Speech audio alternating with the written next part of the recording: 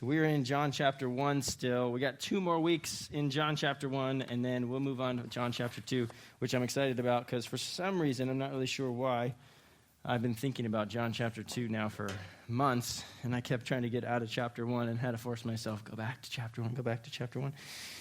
So I'm excited to get to chapter 2, but we got 2 more weeks here in John chapter 1. Last week we kind of did an overview of the disciples' stories, the call stories, if you will, at the beginning. And we just kind of looked big picture at the diversity in the different disciples' lives, where they were at when God called them, how he called them, what their response was like, and all those sorts of things. And we just kind of looked at big picture and said, look at the disciples, how God called them, how they grew in their life from when God called them to at the end of Jesus' life or his ascension. And we said that it's not that much different from us. It's actually quite similar to us. We all walk in the room in different places. God calls us in different ways.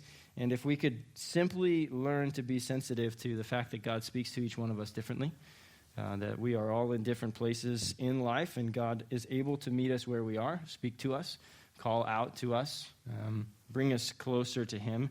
And if we could come in the room as a church and we could just be okay with that, the fact that some people are on fire and some people are skeptical and other people are at a crossroads and these sorts of things, that we would be much better off. We wouldn't look down on the people who haven't come to faith yet, and we wouldn't turn up our noses to people who are on fire for Christ, if we could figure that out as a church. This week we're going to get back into the details of some of the stuff that we skipped over when we were looking at those stories, and this is the interaction between a guy named Philip, who we described last week as the guy at the crossroads. Jesus goes to him in Galilee, finds him, and says to him, "Follow me." And Philip's standing there going, "What now? Do I go with this guy? Do I not go with this guy? If I go with this guy, I got to give up everything that I have here.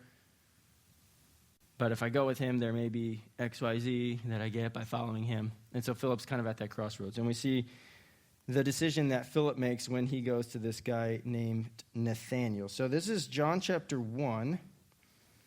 Let's start in verse 43, because that's where Jesus goes to Philip, and then we'll focus in on the response that Nathanael has today because, well, it's fascinating. Verse 43, chapter 1, the Gospel of John. The next day, Jesus decided to go to Galilee. He found Philip and said to him, "Follow me." Now, Philip was from Bethsaida, the city of Andrew and Peter. So that's the crossroads. What is Philip going to do? He's been called by this guy. Does he follow him or does he not? And we see in the next verse here that he then chooses because of what he believes about who Jesus is. Verse 45, Philip found Nathanael and said to him, "We have found him of whom Moses and the law and also the prophets wrote, Jesus of Nazareth, the son of Joseph." And verse 46, and Nathanael said to him, "Can anything good come out of Nazareth?" Philip said to him, "Come and see." So there's those 2 verses we're looking at today, verse 45 and 46. First question some of you may have, if you are familiar with the Gospels at all, or if you're familiar with the other Gospels and the lists of the apostles, is who the heck is Nathanael? Because none of the other Gospels list a guy named Nathanael. And so it's like there's 12 apostles in other Gospels, but like Lacey just said, Nathanael is most likely Bartholomew. In all the other Gospels, Philip and Bartholomew go together. Whenever they're listed, they're always listed together. And so this story from John makes sense then. If we don't really get call stories about Philip, we don't really get much information about Philip and or Bartholomew in the other Gospels. So it makes sense then for John to read the other Gospels, since he probably has Mark's Gospel when he's writing. He probably has Matthew's Gospel when he's writing. He might have Luke's Gospel when he's writing. If there's no information about the call story of Philip and Nathanael or Bartholomew, he probably is like, let's add some more information. So he includes some more information about who they are and where they come from. So he goes to Philip and he finds him. And then Philip goes and gets Nathanael. And he says in verse 45, "We have found him of whom Moses in the law and also the prophets wrote, Jesus of Nazareth, son of Joseph." Now, okay, follow me over here for a second. This doesn't have much to do with the text that we're reading today, but this has a lot to do with people who question whether or not the Old Testament is legitimate. People who question whether or not the Bible is really what they believed the Bible was back then. Notice there's no questioning here in this phrase that Philip gives to Nathanael. We found the one of whom Moses in the law and the prophets wrote. In other words, Philip's not sitting here saying, we found the one in whom Moses and the law and the prophets minus Daniel and minus Micah, because we're not really sure about them. We don't know really about Esther, but, all the other ones that we accept, we found them. It's just Moses and the law and the prophets. Here's what that tells us about the Bible during Jesus' time. The Old Testament was known by everybody. It had a beginning, it had an end, it had a set amount of books. It was not in question. Nobody was going, well, what Old Testament are you talking about? Is there apocryphal books? Is there no apocryphal books? They knew exactly the books that they were talking about when Philip comes to Nathanael and says, the law and the prophets. So again, doesn't have much to do with what we're talking about today, but if you're interested in studying the Bible and you question whether we have the right Old Testament or not, just know, by the time of Jesus, they were convinced. There was the law, there was the prophets, this was the canon of the scriptures of God. It was set. There was no arguing or questioning these sorts of things, even at the time of Jesus. So you can be sure at this point that we still have that Old Testament, and it is still just as set as it was before. Okay, moving past that. We have found him whom Moses in the law and the prophets wrote, Jesus of Nazareth, son of Joseph. So Nazareth is the trigger word for Nathanael. Nazareth is the word where Nathanael's listening to Philip, and he goes, whoa, wait a minute. Wait a minute. We found the one of whom Moses in the law wrote. And he's like, okay, great. That sounds great. I'm on board with you so far. Then he says, Jesus of Nazareth. And that's where Nathanael jumps ship. He's like, wait a minute. Like, I was on board with you. You found the Messiah. I was going to follow you. And then you said Jesus of Nazareth. And then I was like, what? This is where you get the response. Maybe it's sarcasm. Maybe it's elitism. Maybe it's just confoundedness. I don't know. And you get this fascinating response from Nathanael. Can anything good come out of Nazareth? In other words, in his mind, he's thinking, that is ridiculous. That's absurd. That's crazy. Now, some people have said that this is some form of elitism, that maybe Philip and maybe Nathanael had some actual Jewish training, and in Judea, they weren't too fond of the Jews in the north. And Judea was in the south, and if you went to Judea and you studied and you gained wisdom and you were under a rabbi and you knew anything about Judaism, in Judah, it was very elitist.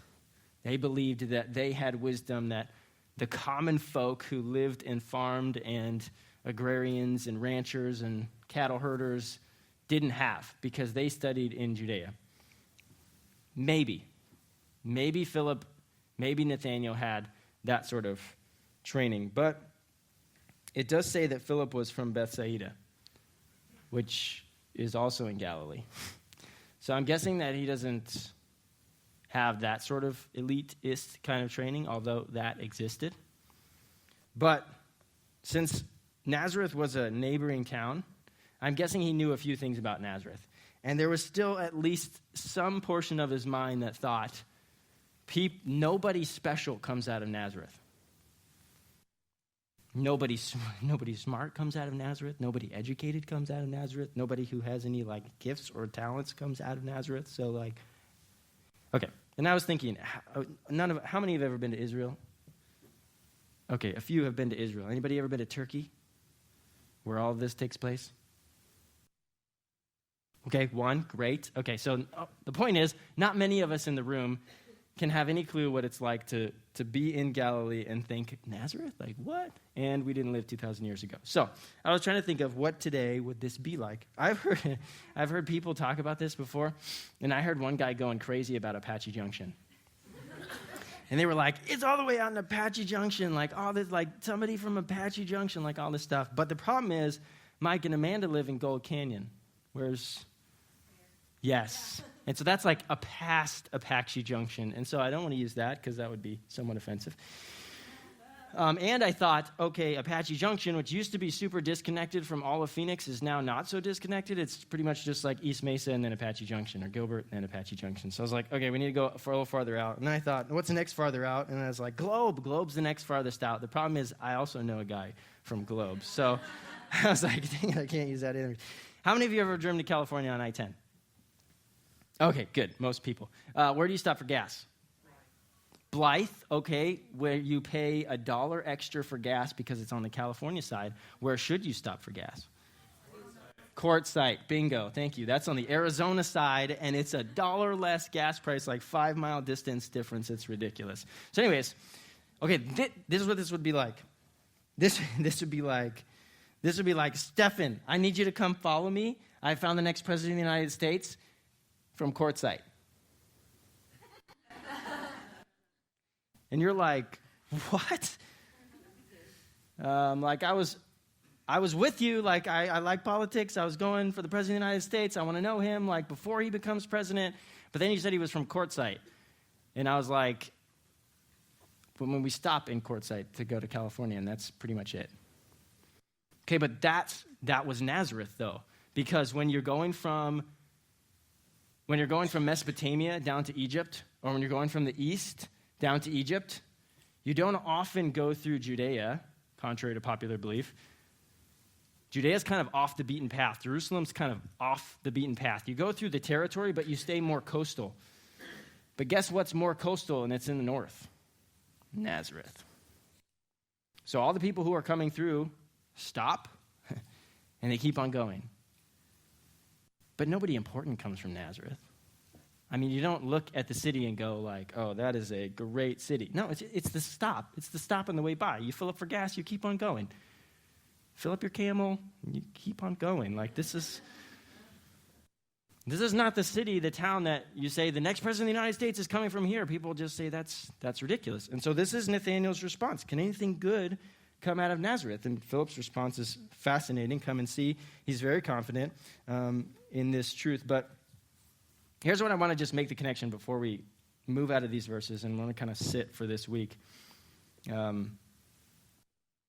Nazareth is a city where you don't expect anything good to come out of. It's a city where things don't get redeemed. Where people come and go and they don't notice anything special and they don't care. And if you said that someone super important, a king, a prophet, a high priest, was going to come from this city, people would they would laugh. But I think that this same question, sarcastic or elitist or whatever it is, however it is that Nathanael asks it, I think that this is a similar question that we ask in the moment when life is a mess. And we're sitting there saying to ourselves, can anything possibly good come from this? I mean, we're looking at the situation and it's like, nothing ever good comes from this. And then nothing ever positive comes out of this sin that I've been living in. It just is, and it's bad all the time, and it's going to be bad forever. Or this family situation that I got that I can't just go in and fix, and it's always been bad, and it's always going to be bad. I think that every single one of us in the room has got to the point in our life where we look at something, whether it's something that we've done or something that's going on around us, and we're sitting there going, I just don't see how any possible good could come from that. The same way Nathanael says to Philip, come on. Really? Like, can we possibly think of any good that could come from that?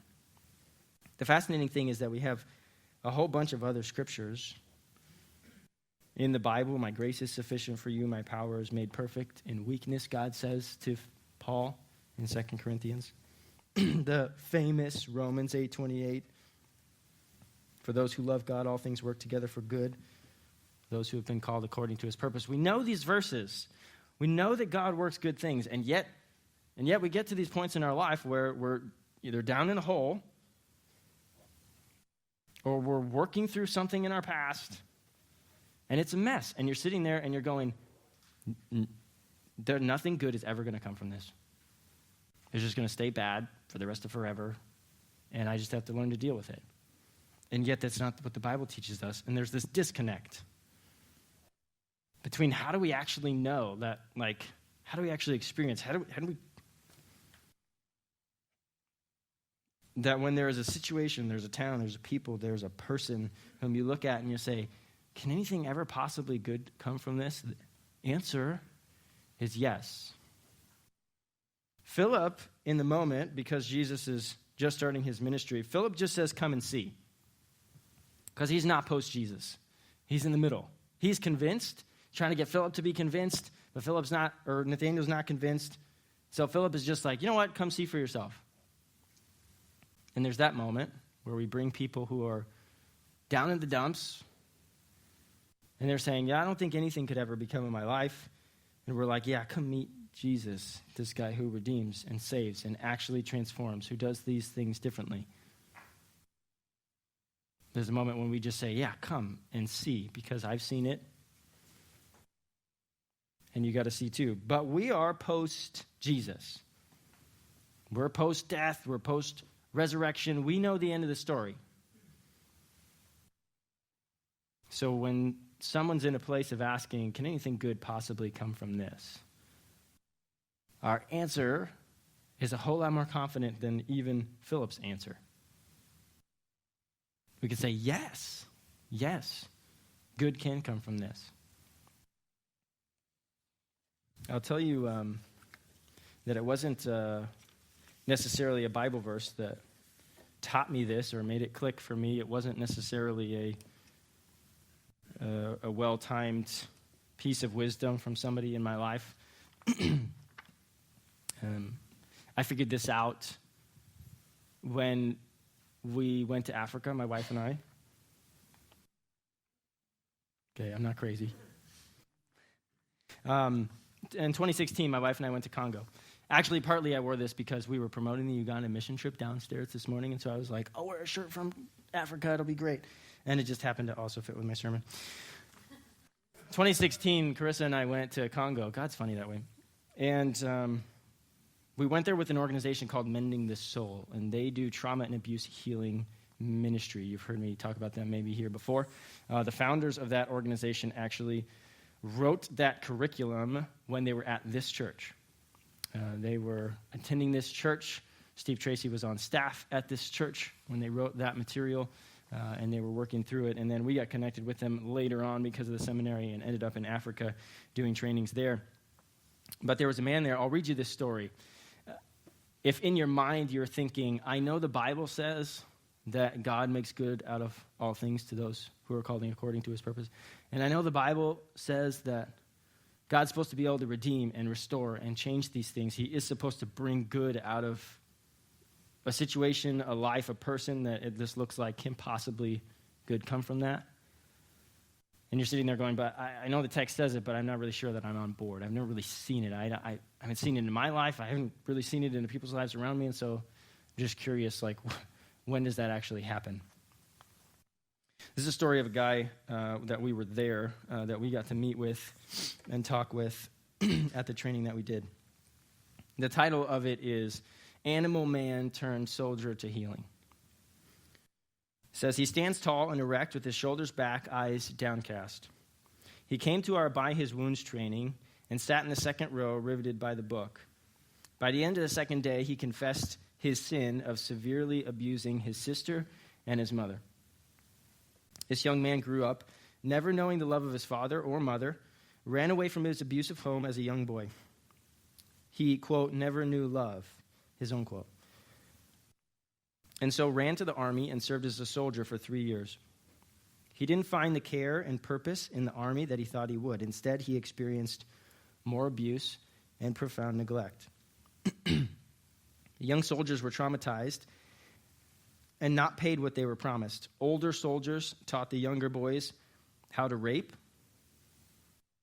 taking what they wanted when they wanted it. The young man was eventually rescued from the army by an advocate, but refused to go home because it wasn't safe. He, along with some of the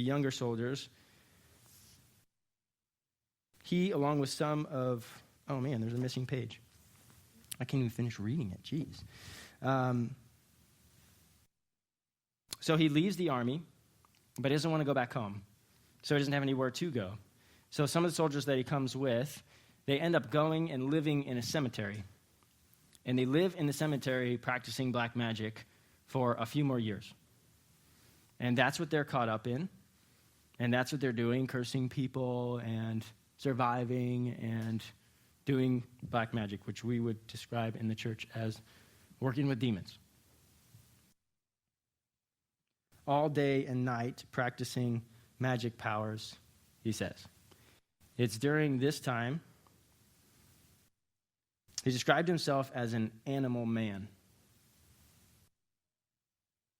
He had been heavily involved in the occult, as were many soldiers, and continued to practice witchcraft. These powers told him to go back to his home village and assault his sister and his mother. And so he obeyed the voices and continued to live a violent and turbulent life.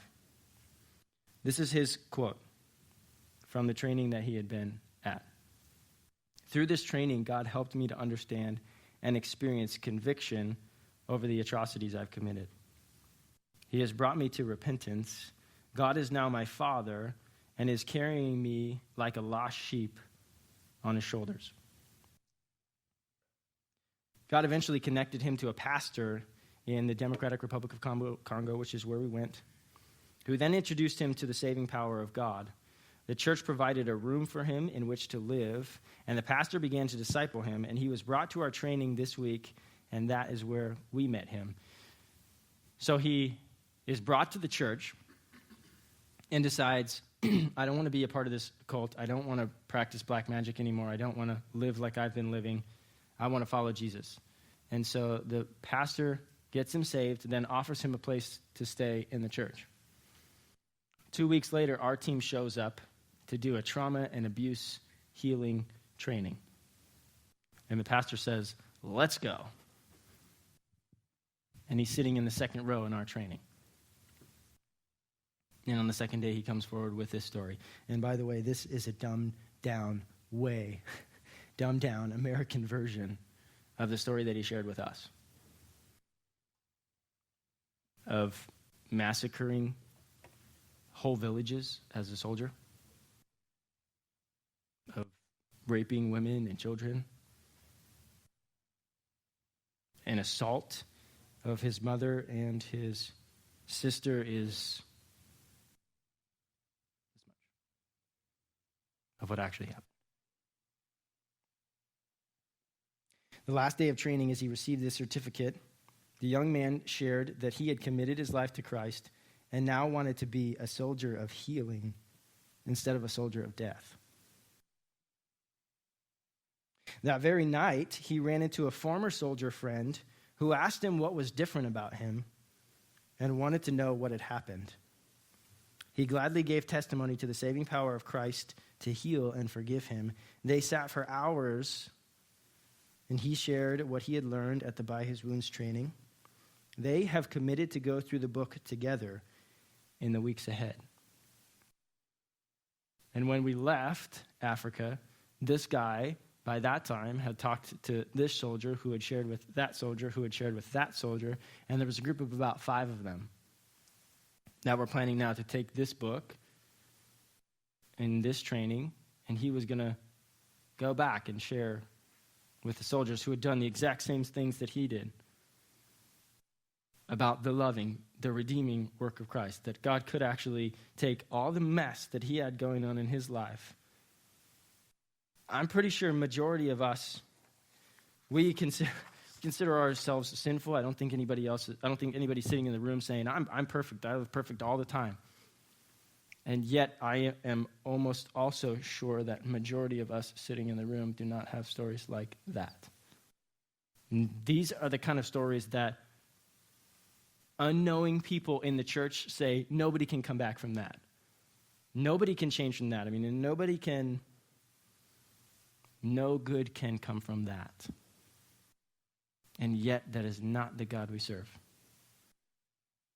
Answer to Nathanael's question, can anything good come from Nazareth? Answer, absolutely.